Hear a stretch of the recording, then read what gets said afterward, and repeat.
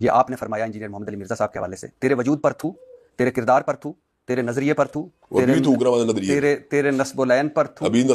میں سن لیجیے پھر اکٹھے ہو کے تیرے نصب العین پر تھو، تیری سیرت پر تھو، تو بدبخت ہے، تو گھمنڈی ہے، تو ذلیل ہے، تو جھوٹا ہے، تو مکار ہے، تو دجال ہے، تو رسوائے زمانہ ہے، تو رافضی ہے، تو قادیانی نواز ہے، تو بازاری چھوکرا ہے، تو 2 ٹکے کا انسان ہے، تو بےہودہ ہے، تو خبیث انسان ہے، تو کچھ اضافے بھی آپ کہہ رہے ہیں بارہ زبردست قسم کا رسوائے زمانہ انسان. اور مرزا علی الجہلوی کئی سوال ایسے ہیں جن کا جواب باقی ہے. تو ابن تیمیہ کی کیا بات کرتا ہے، کہاں پہ راجہ بھوج، کہاں پہ ٹنگو تیلی. حضرات گرامی کا تیری اوقات کیا ہے، تیری حیثیت کیا ہے، تیرا مقام اور منصب، تیرا مرتبہ کیا ہے. اور ابن تیمیہ سے محبت کرنے والا تیرے وجود پہ تھوکے گا، تیرے کردار پہ تھوکے گا، تیری سیرت پہ تھوکے گا، تیرے نصب العین پہ تھوکے گا، تیرے نظریے پہ تھوکے گا. حضرات گرامی کا جھوٹا ہے، یا کذاب ہے، یا مکار ہے، یا دجال ہے، لوگوں کو اپنے دامن تصویر میں پھنسانا چاہتا ہے، لوگوں کو سیدنا امیر معاویہ کی ذات اقدس سے برگشتہ کرنا چاہتا ہے. حضرات گرامی کا دیکھ لیجیے، میں آپ کو لا وجیل بصیرت یہ بات کہتا ہوں، مرزا کل بھی ذلیل تھا، مرزا آج بھی ذلیل ہے، اور انشاءاللہ مرتے دم تک یہ ذلیل و رسوا